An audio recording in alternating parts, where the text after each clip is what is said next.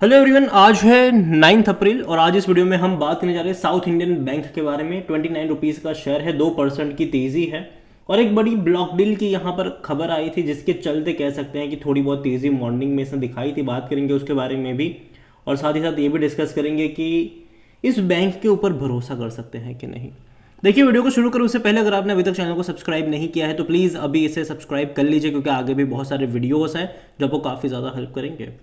तो देखिए, 29 रुपीज़ का शेयर है, तेज़ी है आज और एक महीने में देखो तो ग्राफ इंटरेस्टिंग है, 2-2.5% की ही तेज़ी है, लेकिन तेज़ी आती है गिर जाता है, तेज़ी आती है गिर जाता है, तेज़ी आती है गिर जाता है।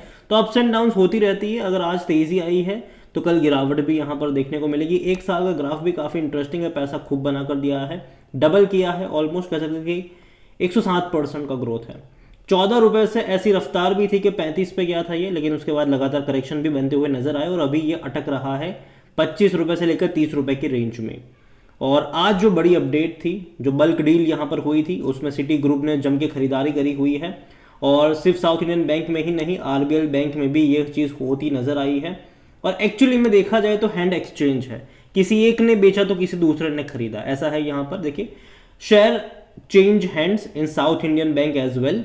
अगर आप देखोगे तो एक इन्वेस्टमेंट फर्म है कॉप्थाल मराटियस, जो है यहाँ पर इन्वेस्टमेंट, उन्होंने बिकवाली करी है, वो बिकवाली करने वाले हैं। और दूसरी तरफ जो सिटी ग्रुप ग्लोबल मार्केट जो है, उन्होंने खरीदारी करी है। और ये जो डील है तकरीबन 1.76 करोड़ शेयर्स की है, जो कि इस बैंक का 0.68% का स्टेक होता है। और जो प्राइस है, एवरेज प्राइस है खरीदारी की, वो 28.78 रुपीज़ के आसपास की रही है यहाँ पर। तो देखिए, ऐसा नहीं है कि भाई साहब बहुत अच्छी बात हो गई, हालांकि अच्छी बात है। तो यहाँ पर सिंपल सी बात है, एक ने खरीदा तो एक बड़ा ग्रुप बिकवाली करने वाला भी था यहाँ पर। ठीक है, बड़ा ग्रुप बिकवाली करने वाला भी था। आज वॉल्यूम भी अगर आप देखोगे तो भाई साहब 4.5 करोड़ से भी ज़्यादा के शेयर यहाँ पर ट्रेड होते नजर आए, बड़ी क्वांटिटी में ट्रेडिंग चल रही है। इतना ही नहीं, ऑल टाइम हाई इसका 40 रुपये का है, लो 1 रुपये का है। मार्केट कैप 7,560 करोड़ के आसपास का देखने को मिल रहा है, अच्छा मार्केट कैप मैं कहूँगा इसको। इतना ही नहीं, ये जो बैंक है, according to money control user, हर कोई कह रहा है खरीदारी को, बेचने के बाद यहाँ पर कोई भी नहीं कर रहा है। और तो और अगर आप नज़र करोगे डिविडेंड को लेकर, तो देखिए डिविडेंड इसने पिछले साल 30 पैसा पर शेयर का डिविडेंड पे करा हुआ था। 30 पैसा पर शेयर का डिविडेंड इसने पे किया था। अगर आप इनके रिजल्ट्स के बारे में देखेंगे तो अभी तक कोई डेट सामने नहीं आई है कि नंबर्स कब आएंगे इसके। उम्मीद करते हैं कि जल्द से जल्द इनके नतीजे सामने आ जाए और कहीं ना कहीं उसके ऊपर भी बहुत कुछ डिपेंड करेगा, क्योंकि देखो एक्सपेक्टेशन बहुत ज़्यादा है, क्योंकि पिछले कुछ क्वार्टरों में इस बैंक ने खूब सारा पैसा बना कर दिया है, शेयर प्राइस वाइज भी। इसके अलावा इनके रिजल्ट्स में भी अगर आप देखो तो रेवेन्यू प्रॉफिट में बढ़ोतरी देखने को मिली है। यहाँ पर आप इनके वैल्यूएशन की बात की तो सस्ते वैल्यूएशन के ऊपर अवेलेबल है, तकरीबन 6.5 का पी ही इसका, और सेक्टर पी 21 से करीब देखने को मिल रहा है। 67% एनालिस्ट कहते हैं खरीदारी करो। फिनेंशियल्स अगर आप देखोगे तो सीधा पता चल रहा है कि भाई साहब अच्छे नंबर्स इसने पिछले कुछ क्वार्टर में रिपोर्ट करे हैं। 2,636 करोड़ के आसपास के इनके रेवेन्यू थे, जो कि भाई साहब बहुत अच्छे थे, क्योंकि इससे पहले कंपनी 1,800 करोड़ के आसपास के रेवेन्यू थे। तो हर बार यहाँ पर इंक्रीज आया है रेवेन्यू में। और 305 करोड़ का मुनाफा भी कमाया, जो कि अगेन बहुत अच्छी बात है। इससे पहले के क्वार्टर में प्रॉफिट 275 करोड़ का था, उससे पहले 202 करोड़ का था, उससे पहले 333 करोड़ का था। तो प्रॉफिट्स अच्छे हैं अभी लास्ट क्वार्टर में, लेकिन हाँ, अभी एक्सपेक्टेशन बहुत ज़्यादा बढ़ गई है, क्योंकि अगर आप देखोगे तो मार्च 2023 वाले क्वार्टर में इस बैंक ने 333 करोड़ का मुनाफा कमाया था।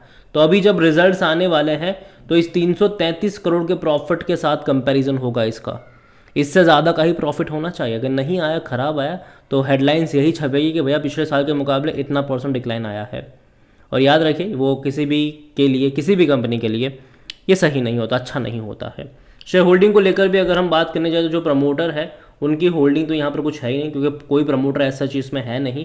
इंस्टीट्यूशंस की बात करें तो 1.57% म्यूचुअल फंड्स के पास है, 3.01% डोमेस्टिक इंस्टीट्यूशन के पास है, 14.99% एफआईआईस लेकर बैठे हुए हैं। और देखा जाए तो भाई साहब बड़ी मात्रा में म्यूचुअल फंड्स ने सरप्राइज करा है।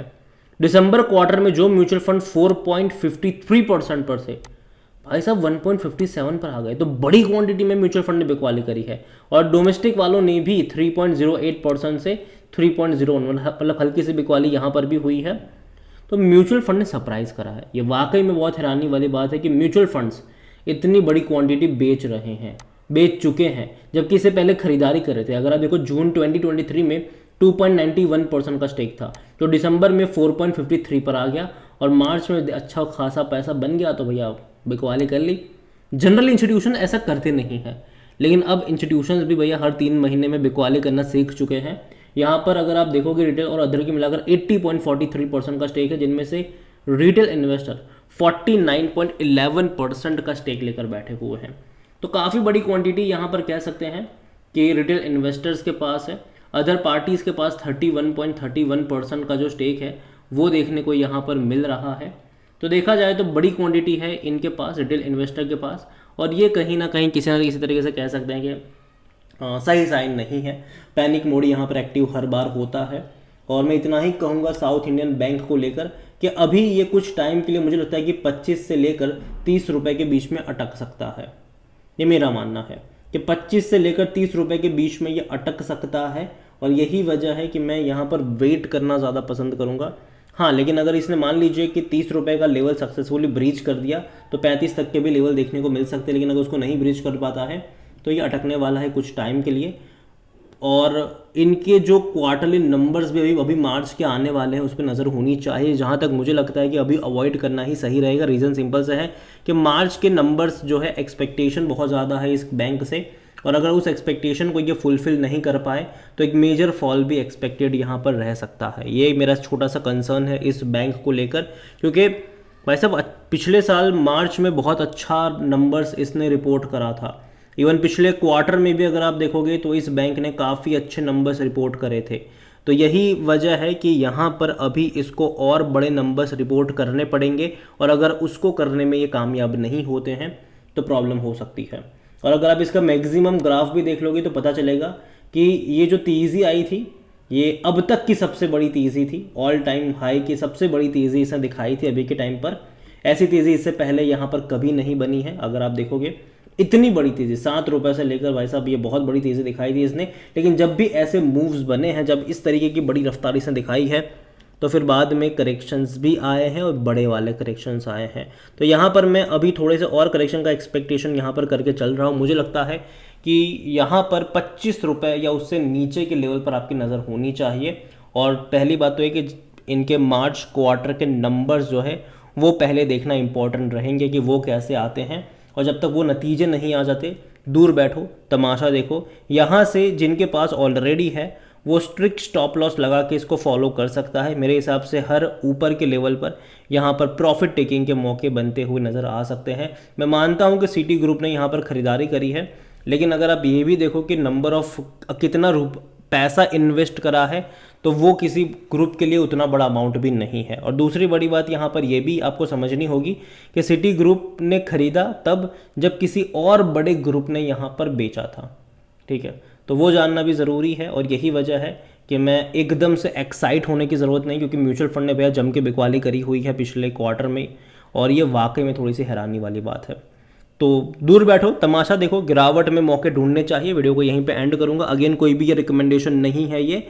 अगर आप खरीदारी बिकवाली कर रहे हो तो भाई साहब रिस्क जो है उसको ध्यान में रख कर ही करो। वीडियो को एंड करता हूँ। पसंद आया हो तो लाइक करो, शेयर करो। चैनल पर पहले एक बार हैं तो प्लीज़ सब्सक्राइब करें।